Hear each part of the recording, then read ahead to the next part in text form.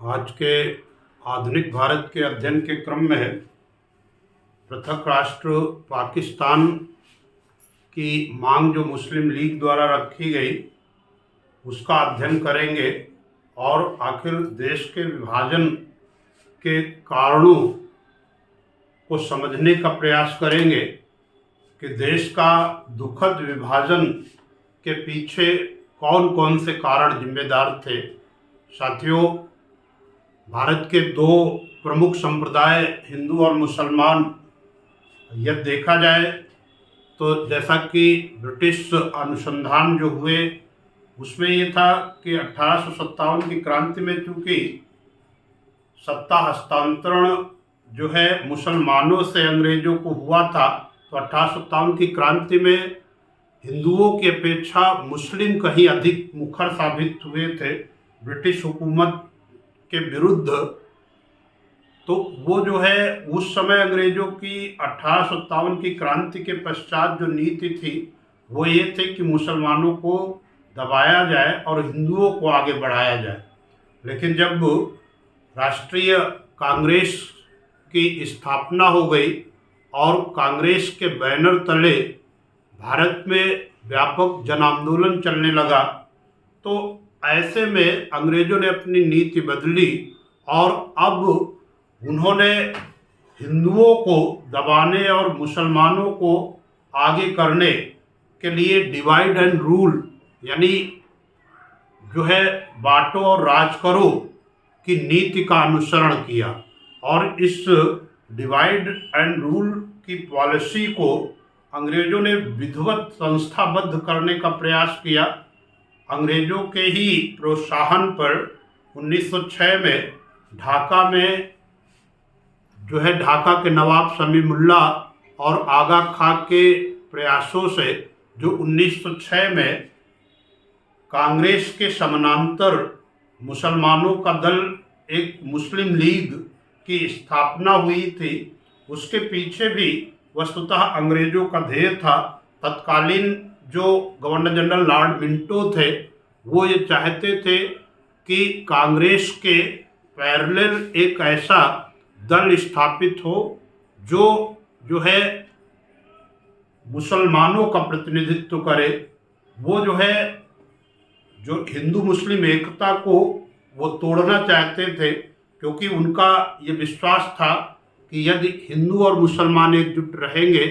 तो भारत पर लंबे समय तक शासन कर पाना मुश्किल होगा। तो साथियों, उसी क्रम में जब समानांतर मुस्लिम लीग की स्थापना हुई और मुस्लिम लीग ने पृथक प्रतिनिधित्व विधायिकाओं में मांग रखी, तो अंततः अंग्रेजों ने अपनी डिवाइड एंड रूल की पॉलिसी को विधिवत संस्थाबद्ध कर दिया। बांटो, फूट डालो और राज करो की नीति के द्वारा उन्होंने जो है अब 1909 का जो मिंटो मॉर्ले सुधार था, जिसे हम जो है इसमें मिंटो मॉर्ले सुधार या 1909 का भारत शासन अधिनियम, उसमें उन्होंने मुसलमानों को सांप्रदायिक आधार पर विधायिकाओं में प्रतिनिधित्व दे दिया। अर्थात तो अब ये व्यवस्था कर दी गई पृथक प्रतिनिधित्व के तहत कि जो है मुसलमान केवल उम्मीदवार होंगे और उन उम्मीदवारों को केवल मुसलमान ही वोट करेंगे। तो ये पृथक प्रतिनिधित्व की जो व्यवस्था विधायिकाओं में अंग्रेजों ने कर दी, उसी से भारत में संप्रदाय का बीजारोपण हुआ और वही संप्रदायवाद जब पुष्पित पल्लवित हुआ तो उसका दुखद परिणाम 3 जून 1947 को भारत विभाजन के रूप में दिखा। तो साथियों, यहाँ पर एक एक पक्ष को लिया जाता है और देखते हैं कि आखिर इसमें कौन कौन सी बातें जिम्मेदार थी। तो पहला तो डिवाइड एंड रूल की जो पॉलिसी थी अंग्रेजों की, वो इसके पीछे जिम्मेदार थी और जो है जो संप्रदाय का वाद का बीजारोपण कर दिया शासन ने, वो इसके पीछे जिम्मेदार थी। एक दूसरा ये है कि एक कवि एवं साहित्यकार मोहम्मद इकबाल ये पहले राष्ट्रवादी प्रवृत्ति के कवि थे और उनकी पंक्तियां सारे जहां से अच्छा हिंदोस्तां हमारा, वो आज भी राष्ट्रवादिता को प्रश्रय देता है। लेकिन मोहम्मद इकबाल एक पहले व्यक्ति थे जिन्होंने पृथक राष्ट्र पाकिस्तान, पृथक राष्ट्र मुसलमानों के लिए पृथक राष्ट्र की एक विचारधारा दी थी। सर्वप्रथम विचार देने वाले मोहम्मद इकबाल ही थे। उन्होंने ही कहा था कि चूँकि मुस्लिमों के रीति रिवाज, विवाह परंपराएं और जो है रहन सहन, उनकी धार्मिक परंपराएं सब हिंदुओं से भिन्न हैं, अतः एक राष्ट्र के नागरिक के रूप में हिंदू और मुसलमान एक साथ नहीं रह सकते, इसलिए मुसलमानों के लिए पृथक राष्ट्र होना चाहिए। इसके बाद जो है मुस्लिम लीग का जो लाहौर अधिवेशन हुआ है साथियों, इस अधिवेशन में पृथक राष्ट्र पाकिस्तान का प्रस्ताव, ये बहुत पूछा जाता है परीक्षाओं में, पृथक राष्ट्र पाकिस्तान का प्रस्ताव रखा था सिकंदर हयात खान ने,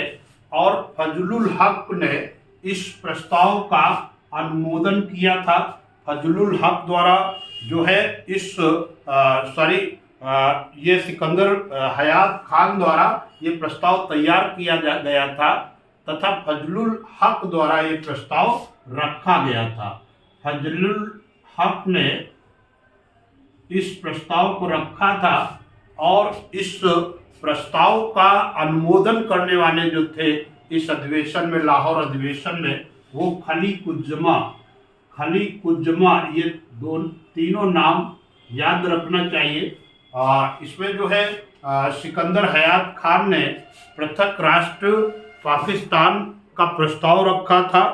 पृथक राष्ट्र पाकिस्तान का प्रस्ताव तैयार किया था, फजलुल हक ने इस प्रस्ताव को रखा था और खली कुज्जमा ने इसका अनुमोदन किया था। इसके बाद जो है साथियों एक और महत्वपूर्ण बिंदु है कि जो पृथक राष्ट्र, मुस्लिमों के लिए पृथक राष्ट्र पाकिस्तान की मांग तो चली रही थी, लेकिन पाकिस्तान शब्द को गढ़ने वाले एक जो है कैम्ब्रिज विश्वविद्यालय में अनुस्नातक यानी अंडर ग्रेजुएट एक छात्र थे रहमत अली चौधरी। रहमत अली चौधरी ने 1933 से 1935 के बीच इन्होंने कैम्ब्रिज विश्वविद्यालय लंदन में जो है स्नातक किया था। उन्होंने ये जो है मुसलमानों के लिए पृथक राष्ट्र पाकिस्तान शब्द को गढ़ा था और इस शब्द को गढ़ने के लिए उन्होंने पंजाब, अफगानिस्तान, सिंध, बलूचिस्तान, इनके जो है पहले राज्यों के, पहले 3 राज्यों के पहले अक्षर को लिया गया था और जो है अंतिम यानी बलूचिस्तान के अंतिम 3 अक्षरों को लेकर के इस पाकिस्तान शब्द को गढ़ा था। पी फॉर पंजाब और जो है यहाँ पर अफगानिस्तान को कुछ अंश और जो है कश्मीर, के फॉर कश्मीर, ये शब्द बनाया था और बलूचिस्तान के आखिरी शब्द लेकर के इस पाकिस्तान शब्द का गठन किया था, गढ़ा था। तो साथियों मुसलमानों के लिए पृथक राष्ट्र पाकिस्तान शब्द देने वाले अगर पूछा जाए तो वो जो है रहमत अली चौधरी, जो 1933 से 1935 के बीच जिन्होंने जो है कैम्ब्रिज विश्वविद्यालय से अनुस्नातक की डिग्री हासिल की थी। इसके बाद साथियों हम आगे बढ़ते हैं। एक इलाहाबाद अधिवेशन में 1930 में ये 2 नेशन थ्योरी यानी द्विराष्ट्र सिद्धांत को सर्वप्रथम रखा गया था और ये सिद्धांत बिल्कुल मोहम्मद इकबाल के विचारों पर आधारित था कि चूँकि मुसलमानों के रीति रिवाज, रहन सहन, वैवाहिक परंपराएं, धार्मिक जो है आचार विचार सब हिंदुओं से भिन्न है, अतः वो एक राष्ट्र के नागरिक के रूप में हिंदू और मुसलमान नहीं रह सकते। इसलिए द्विराष्ट्र सिद्धांत का ये प्रतिपादन सर्वप्रथम इलाहाबाद अधिवेशन 1930 में मुस्लिम लीग ने कर दिया। ये जितने भी तथ्य हैं ये अत्यंत परीक्षा उपयोगी तथ्य हैं साथियों, इन्हें ध्यान में रखना चाहिए। और ये जब जो है मुस्लिम लीग के इस द्विराष्ट्र सिद्धांत को ना तो अगस्त प्रस्ताव में स्वीकार किया गया और ना ही क्रिप्स मिशन में स्वीकार किया, और आगे चल कर के कैबिनेट मिशन ने भी जब इसे स्वीकार नहीं किया तो एक प्रकार से मुस्लिम लीग आंदोलित होने लगी। और एक जो है मैं यहाँ ऐतिहासिक तथ्य आपको बता दूं कि मुस्लिम लीग ने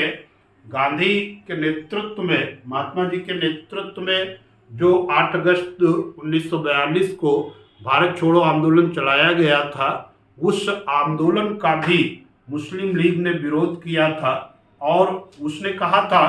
कि भारत छोड़ो आंदोलन यानी क्विट इंडिया मूवमेंट का उद्देश्य राष्ट्र के को स्वराज्य यानी स्वराज्य हासिल करने के साथ साथ एक हिंदू राष्ट्र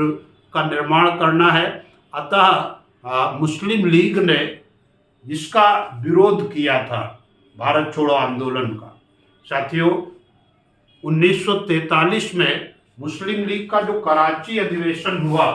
उस कराची अधिवेशन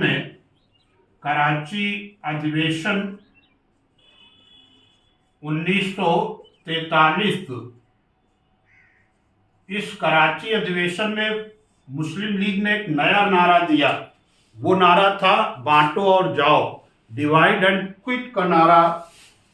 जो मुस्लिम लीग ने दिया, डिवाइड एंड क्विट का नारा दिया, वो जो है कराची अधिवेशन 1943 में दिया गया। और वो यानी बांटो और जाओ का नारा दिया गया। और किंतु जब ना तो क्रिप्स मिशन और ना ही कैबिनेट मिशन में इसका उल्लेख हुआ, साथ ही वेवल योजना में भी कोई चर्चा नहीं हुई, शिमला सम्मेलन में भी मुसलमानों के लिए पृथक राष्ट्र की कोई व्यवस्था पर चर्चा नहीं हुई, तो जो है मुस्लिम लीग एक प्रकार से सांप्रदायिक आंदोलन कराने पर उतारू हो गई। और सीधी कार्यवाही दिवस, ये इतिहास में प्रसिद्ध है, डायरेक्ट एक्शन डे मनाया। सीधी कार्यवाही दिवस 16 अगस्त 1946 को मुस्लिम लीग ने सीधी कार्यवाही दिवस मनाया। और इस दिन पूरे देश में भयंकर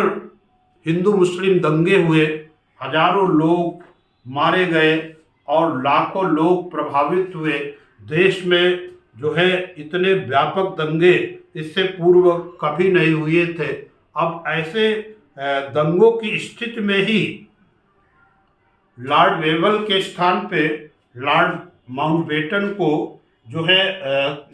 गवर्नर जनरल का दायित्व दिया गया। और लॉर्ड माउंटबेटन ने जो है भारतीय नेताओं से सलाह मशविरा करके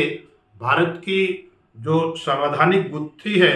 उसको सुलझाने का प्रयास किया। और सांप्रदायिक जो सांप्रदायिकता के चलते ये आंदोलन चल रहा था और मुस्लिम लीग पृथक राष्ट्र पाकिस्तान की मांग पर अड़ी हुई थी। इसके लिए उन्होंने हिंदू और मुस्लिम नेताओं के साथ सलाह मशविरा किया और वो इस निष्कर्ष पर पहुँचे कि देश में सांप्रदायिक समस्या का हल अब देश का विभाजन मात्र है। साथियों यहाँ पर एक मैं और स्पष्ट कर देना चाहता हूँ, बहुत किशोर या युवा उनके मन में ये रहता है कि देश का विभाजन, जो देश का दुखद विभाजन हुआ, उसके पीछे महात्मा गांधी का रोल है, महात्मा गांधी की भूमिका है। लेकिन यहाँ मैं स्पष्ट कर देना चाहता हूँ कि महात्मा जी देश के विभाजन के विरुद्ध अंत तक रहे और वो जो है यहाँ तक कहते थे कि यदि देश का विभाजन होगा तो वो गांधी की लाश पर होगा। इसके अतिरिक्त देश का विभाजन संभव नहीं है। तो यहाँ तक कि उन्होंने जो है मोहम्मद अली जिन्ना को कायदे आजम संबोधित करते हुए उनको यहाँ तक उन्होंने कह दिया था कि मोहम्मद अली जिन्ना वो देश के प्रधानमंत्री बन जाए, यदि देश का विभाजन टलता है, देश का विभाजन बचता है, तो वो इसके लिए भी तैयार है कि मोहम्मद अली जिन्ना देश के प्रधानमंत्री बन जाए और अपने पसंद से वो मंत्रिमंडल का गठन कर ले। वो इस त्याग के लिए भी तैयार हो गए थे और कायदे आजम संबोधित किया था मोहम्मद अली जिन्ना को, जिसका अर्थ होता है महान नेता। यानी इस विभाजन की त्रासदी को टालने के लिए उन्होंने मोहम्मद अली जिन्ना के समक्ष ये प्रस्ताव तक रख दिया कि वो प्रधानमंत्री बन जाए और अपने हिसाब से मंत्रिमंडल बना ले और देश का विभाजन न होने पाए। लेकिन जब जो है कांग्रेस के नेताओं में विशेषकर सरदार पटेल और जो है जवाहरलाल नेहरू की महत्वाकांक्षा टकरा गई, उन लोगों ने जवाहरलाल नेहरू ने कहा था कि जो है जीवन का लंबा समय उन्होंने इस आज़ादी के लिए जेल में बिताया और इतने संघर्ष के उपरांत जब स्वराज हासिल होने जा रहा है तो ऐसे में महात्मा जी जो है मोहम्मद अली जिन्ना को प्रधानमंत्री बनाने को आमंत्रित कर रहे हैं। तो ऐसे में जब गांधी ने देखा कि सरदार पटेल और जवाहरलाल नेहरू अड़ गए तो उन्होंने विभाजन की मौन स्वीकृति दे दी और इस अवसर पर यानी 3 जून 1947 को जब ये स्वीकृति मिली तो जो है महात्मा जी ने कहा था, इतना वो दुखी हुए थे, इतना उनका हृदय आहत हुआ था कि यदि गांधी ने अपने जीवन में कुछ भी अच्छा किया हो तो हे ईश्वर अब वो उन्हें इस संसार से उठा ले। और शायद उनकी इसी इच्छा का सम्मान परमात्मा ने भी किया और 30 जनवरी 1948 को जो अहिंसा के पुजारी गांधी, उनका जो है अंत हिंसा से हुआ। साथियों, यहाँ पर जब जो है ये स्थिति आई तो अंततः फिर दंगे एक बार भड़के विभाजन के समय और उन दंगों का असर इतना जबरदस्त था कि जो है लाखों लोग प्रभावित हो रहे थे, हजारों लोग मारे जा रहे थे। और इस अवसर पर हिंदू मुस्लिम दंगों को शांत करने के लिए जब भारत में ब्रिटिश फौज कुछ नहीं कर पा रही थी तो ब्रिटेन से फौज और बुलाई माउंटबेटन ने, लेकिन फौज के जितने भी प्रयास थे वो सब असफल हो गए। ऐसी स्थिति में महात्मा जी जो है सर्वाधिक दंगा प्रभावित क्षेत्र जो बंगाल का था नोआखाली, वहाँ पर पहुँचे और इस बात को ध्यान दिए बिना कि जो इंटेलिजेंस एजेंसियों ने कहा था कि जो है कर्फ्यूग्रस्त क्षेत्र में महात्मा जी को नहीं जाना चाहिए और यदि जाते हैं तो उनके जीवन को संकट उत्पन्न हो सकता है, लेकिन महात्मा जी ने कहा कि जब हमारा राष्ट्र जल रहा हो तो ऐसे में गांधी के जीवन का क्या महत्व। उन्होंने जो है नोआखाली के दंगाग्रस्त क्षेत्र में प्रवेश कर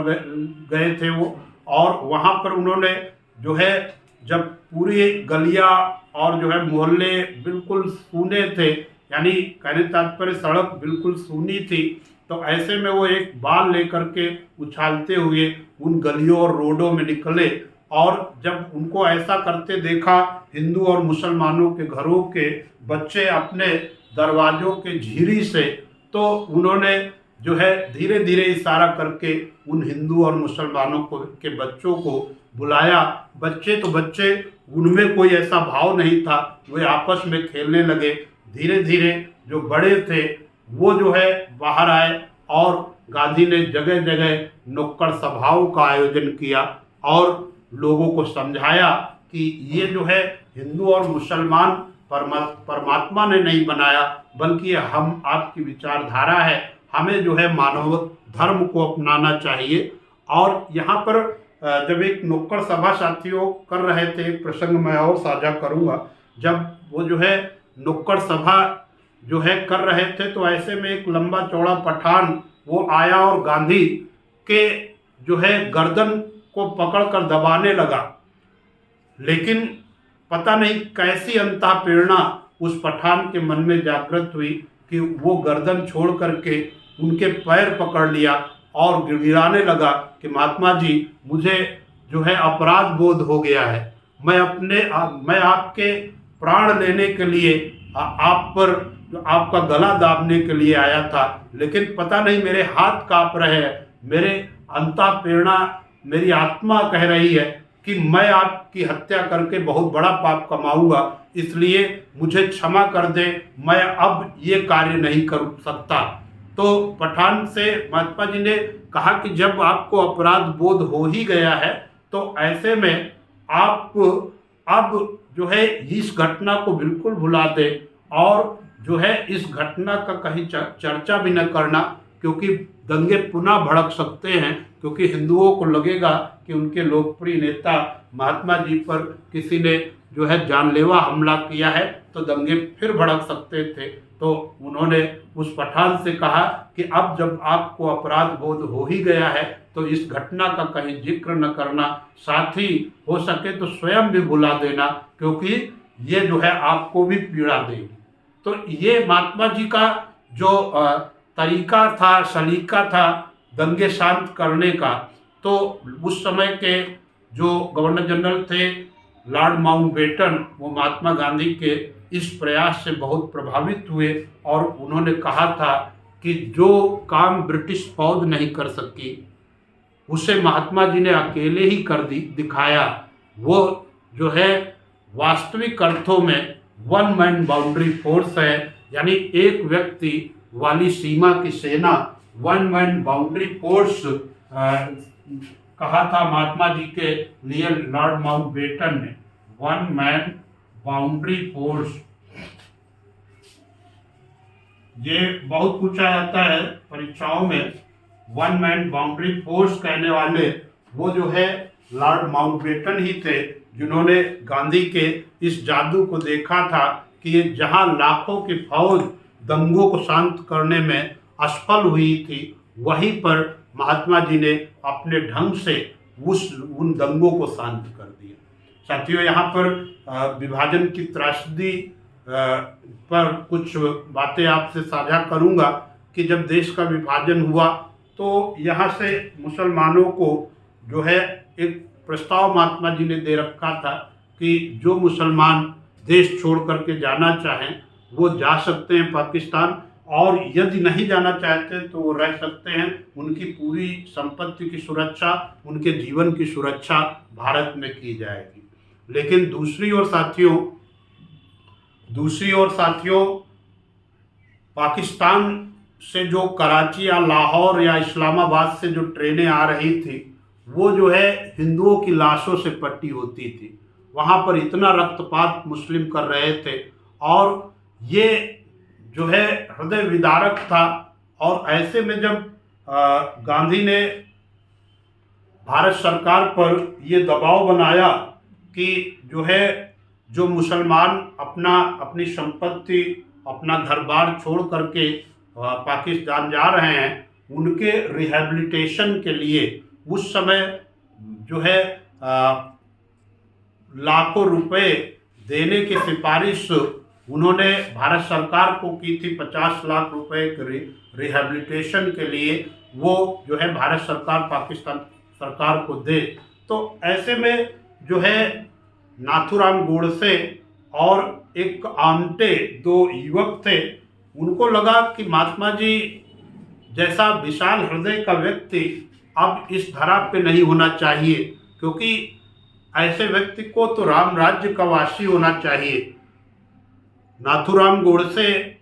पहले एक गांधीवादी युवक ही था, लेकिन जब महात्मा जी की इतनी विशाल उदारता को देखा तो उसको भी लगा कि ये तो अन्याय है हिंदुओं के साथ। वहाँ से तो लाशों से पट्टी जो है ट्रेन आ रही है, यहाँ उल्टे ये व्यवस्था हो रही है कि मुसलमानों के रिहेबिलिटेशन के लिए भारत सरकार पैसे दे। तो नाथूराम गोडसे ने जो है महात्मा गांधी की हत्या की योजना बना ली। वो मुंबई से निकला, कलकत्ता और देश के अनेक शहरों से घूमता हुआ इस द्वंद्व में कि मारूं कि न मारूं। वो जो है अंततः जब कलकत्ता पहुंचा तो उसने एक पिस्टल खरीद ली और कलकत्ता से दिल्ली पहुंचा। दिल्ली में जब जो है बिरला मंदिर